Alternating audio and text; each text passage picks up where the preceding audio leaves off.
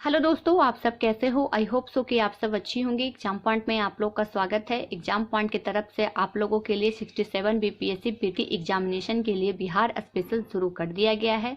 3 video already डाल दिया गया है। आप लोग अभी तक नहीं देखे होंगे तो आप लोग जरूर जाके देखिएगा। बहुत ही इंपॉर्टेंट सेशन का सारे के सारे वीडियो हैं। आज के सेशन में मैं आपको बहुत ही इंपॉर्टेंट टॉपिक बताने वाली हूँ, बिहार के प्रमुख व्यक्ति के उपनाम। देखिए, बिहार में बहुत सारे एक महान व्यक्ति रह चुके हैं जिन्होंने अपने बिहार राज्य का नाम भी ऊंचा किया है और साथ ही साथ देश के लिए बहुत ज़्यादा काम भी किए हैं। उन्हीं व्यक्तियों को कुछ कुछ उपनाम दिए गए हैं उनके काम के बदले। तो आज मैं वही आपके उपनाम बताने वाली हूँ। अगर आपके पास प्रीवियस का क्वेश्चन बैंक है तो अगर आपने उसको बनाया होगा सेट प्रैक्टिस तो आपको पता चल गया होगा कि इस सेशन में किसकी बात की जा रही है। तो आज के सेशन में बिहार के जो प्रमुख व्यक्ति, महान जो व्यक्ति रहे थे, कुछ ऐसे लोग रहे जिनको उपनाम दिया गया है, उनके बारे में बताया जाएगा। साथ ही साथ मेरे हैंड रिटन नोट्स का ये पूरा का पूरा रहेगा आपको, और साथ साथ कुछ इससे रिलेटेड कुछ फैक्ट्स भी आपको बताया जाएगा। तो देखिए, सबसे पहले मैंने ऊपर में लिखा है बिहार के प्रमुख व्यक्ति के उपनाम। एक तरफ मैंने लिखा है बिहार के प्रमुख व्यक्ति का नाम और दूसरी तरफ प्रमुख व्यक्ति के उपनाम यानी निकनेम। ठीक है, तो सबसे पहले जो आ गया वो है जयप्रकाश नारायण। आपको अच्छे तरीके से पता है जयप्रकाश नारायण जी के बारे में बीपीएससी पीटी एग्जामिनेशन से लेकर मेंस एग्जामिनेशन तक आपसे पूछा जा सकता है, यानी कि इंटरव्यू में भी इससे क्वेश्चन आपसे पूछा जा सकता है। तो देखिए, जयप्रकाश नारायण जी थे, उनका जो उपनाम है वो लोकनायक है। अब कहीं कहीं पे आपको लिखा भी दिखागा कि लोकनायक जयप्रकाश नारायण। तो लोकनायक जो लिखा रहता है वो उनका उपनाम है, निक नेम दिया गया था। ठीक है, उसके अलावा देखिए दूसरा जो व्यक्ति रहे बिहार से रिलेटेड है डॉक्टर राजेंद्र प्रसाद। डॉक्टर राजेंद्र प्रसाद को देश रत्न, अजात शत्रु और संत राष्ट्रपति के उपाधि दी गई थी। ठीक है, तो इसको ध्यान रखिएगा। उनका जो निक नेम है देश रत्न, राजेंद्र प्रसाद के नाम भी लिखा जाता है, अजात शत्रु और संत राष्ट्रपति भी लिखा कहीं आपको दिख सकता है। तो इसको ध्यान रखिएगा कि डॉक्टर राजेंद्र प्रसाद का निक नेम क्या है। तो देश रत्न, अजात शत्रु और संत राष्ट्रपति के नाम से उन्हें बुलाया जाता है। तीसरे जो महान व्यक्ति रहे वो हैं डॉक्टर अनुग्रह नारायण सिंह। डॉक्टर अनुग्रह नारायण सिंह का जो उपनाम है बिहार विभूति या बड़े साहब के नाम से भी जानते हैं लोग इन्हें। कभी कभी आपको अगर कोई कहीं पे लिखा रहे बड़े साहब तो आप समझ जाइएगा डॉक्टर अनुग्रह नारायण सिंह के बारे में बात की जा रही है, जो बिहार विभूति के निकनेम से भी जाने जाते हैं। अगला जो है डॉक्टर श्री कृष्ण सिंह। डॉक्टर श्री कृष्ण सिंह बिहार केसरी के जो इन्हें निकनेम दिया गया है। ठीक है, इनका जो निकनेम है यानी कि उपनाम जो है वो बिहार केसरी के नाम से दिया गया है। डॉक्टर श्री कृष्ण के बारे में मैंने कई बार आप लोग को जिक्र भी किया है, आप सबको पता ही होगा डॉक्टर श्री कृष्ण क्या है। आप मुझे कमेंट करके जरूर बताइएगा। अब देखिए कुंवर सेन, आपको पता है 1857 की क्रांति में बहुत ही महत्वपूर्ण भूमिका रही है बिहार सेन की। तो कुंवर सेन का पहले जो आप लोग लिखते हैं वीर कुंवर सेन, तो वो वीर जो है वो उपाधि दी गई है इन्हें, यानी कि उपनाम इनका है, निकनेम इनका है। उसके बाद इनका पूरा नाम वीर कुंवर सेन रखा गया है। ये कब उपाधि दी गई थी? तो 1857 की क्रांति जब हो रही थी उसी टाइम ही दी गई थी। अब अगला देख लीजिए, अगला जो नाम है रामधारी सिंह दिनकर। रामधारी सिंह दिनकर का जो उपनाम है वो राष्ट्र कवि के नाम से जाने जाते हैं। अगले जो व्यक्ति हैं नागार्जुन। नागार्जुन को बाबा के नाम से जाना जाता है, कहीं कहीं पे आपको बाबा नागार्जुन भी लिखा दिखेगा। आप देखिए उसके बाद जगजीवन राम। आपको पता है जगजीवन राम जैसे मैंने आपको लिया था उसी तरह आपको पता है स्वतंत्रता मिलने के बाद जब टीम बनाई गई थी उनमें जगजीवन राम भी थे। तो जगजीवन राम को बाबू जी के नाम से जाना जाता है, यानी कि उपनाम इनका बाबू जी रखा गया है। ठीक है, बाबू जी के कह के बुलाते हैं जगजीवन राम को। अब देखिए बहुत ही छोटा सा ये पॉइंट था, लेकिन मैं आपको बता देती हूँ जो बिहार के प्रमुख व्यक्ति हैं इससे बीपीएससी लगातार क्वेश्चन पूछ रही है। इस बार आने की भी पूरी संभावना है। आप प्रीवियस ईयर्स के क्वेश्चन बैंक उठाइए और देखिए इस सब कुछ आपका पूछा हुआ मिलेगा बीपीएससी की तरफ से।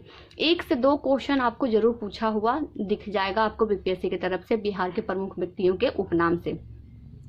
अब चलिए हम लोग बात कर लेते हैं, जैसे कि मैं हर एक वीडियो में आपने देखा होगा कि मेरा कुछ इंपॉर्टेंट नोट्स रहता है, तो नोट्स को हम लोग देख लेते हैं। तो नोट्स क्या है? ठीक है, तो पहला नोट है यानी फैक्ट से जुड़ा हुआ।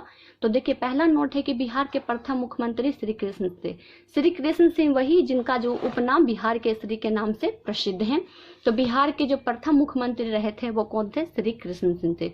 और आपको मैं बता देती हूँ, अगर कुछ टाइम के बाद कुछ टाइम अगर नीतीश कुमार जी जो वर्तमान में बिहार के मुख्यमंत्री बने हुए हैं, अगर वो कुछ टाइम रह जाएंगे तो श्री कृष्ण सिंह का जो कार्यकाल था, जितने साल वो मुख्यमंत्री बने, उनका रिकॉर्ड भी तोड़ सकते हैं। ठीक है, सबसे ज्यादा अगर कोई रहने वाले थे तो श्री कृष्ण सिंह था, दूसरा भी नीतीश कुमार जी हैं। एक न्यूज के थ्रू मैंने उसको पढ़ा था कि अगर कुछ टाइम वो यानी कि एक और चुनाव अगर वो जीत जाते हैं, अगले बार जो चुनाव होने वाली है जीत जाते हैं, तो वो मुख्यमंत्री जी का भी, जो श्री कृष्ण मुख्यमंत्री जी का जो टाइम पीरियड था, वो भी तोड़ सकते हैं।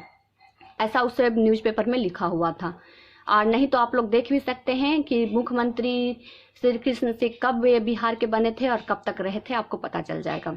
दूसरा नोट देखिए, इसमें लिखा हुआ कि ज्ञानपीठ पुरस्कार पाने वाले प्रथम बिहारी व्यक्ति रामधारी सिंह दिनकर है। रामधारी सिंह दिनकर का जो निक नेम है वो राष्ट्रकवि से, यानी जो राष्ट्रकवि रहे रामधारी सिंह दिनकर, उनको ज्ञानपीठ पुरस्कार पाने वाले प्रथम बिहारी व्यक्ति रहे। ठीक है, प्रथम बिहारी, ध्यान दीजिएगा, बिहार में अगर किसी को ज्ञानपीठ पुरस्कार दिया गया है तो डॉक्टर रामधारी सिंह दिनकर को दिया गया है। अगला देख लीजिए, अगला है कि स्वतंत्रता संग्राम में पहली लड़ाई लड़ने वाले जो व्यक्ति थे वो बाबू कुंवर सिंह थे, और उसी दौरान इन्हें वीर की उपाधि भी दी गई थी, वीर के उपनाम भी दिया गया था। उसके बाद देख लीजिए, अगला जो है वो पॉइंट है कि बिहार के जो हवाई अड्डा का नाम है जयप्रकाश नारायण के नाम पे रखा गया है। बिल्कुल, अगर पटना का जो हवाई अड्डा का नाम है वो जयप्रकाश नारायण जी के नाम पर ही रखा गया है। पूरा नाम लोकनायक जयप्रकाश नारायण हवाई अड्डा के नाम से बिहार का जो प्रसिद्ध हवाई अड्डा है वो जाना जाता है। यह हवाई अड्डा पटना में स्थित है। तो ये जो इम्पोर्टेंस फैक्ट्स हैं ये आपको बहुत इंपॉर्टेंट है, बहुत ही ज़्यादा आपके लिए महत्वपूर्ण है। इसको आप कहीं भी लिख लीजिएगा। जैसा कि मैंने आपको पहले भी बोला है कि मेरा खुद का हैंड रिटन नोट्स है, आपको कोई भी कहीं का भी टीचर इस तरीके से आपको नहीं बताएगा। हो सकता है बिहार के प्रमुख व्यक्तियों के उपनाम बता दे, लेकिन आपसे जुड़ा हुआ जो फैक्ट्स है, तथ्य है, वो आपको खुद, जैसे मैंने लिखा है, इसको आपको अब मिल रहा है तो आप भी उसको अच्छे तरीके से संजो कर रख लीजिए, क्योंकि आपके जितने भी एग्जाम आप दे रहे हैं बिहार के रिलेटेड, आपको हर में काम आएगा। बीपीएससी ही नहीं बल्कि जितने भी बिहार स्पेशल एग्जामिनेशन होंगे उन सब में आपको मदद करेगा। अगर आपको विश्वास नहीं होता है कि इससे क्वेश्चन आता है कि नहीं आता है तो आप इसका साच खुद ढूंढ लीजिए। प्रीवियस का क्वेश्चन बैंक है, उठाइए और देख लीजिए, आपको पता चल जाएगा। इससे लगातार क्वेश्चन पूछे हुए हैं बीपीएससी, और आगे भी पूछने की पूरी संभावना है।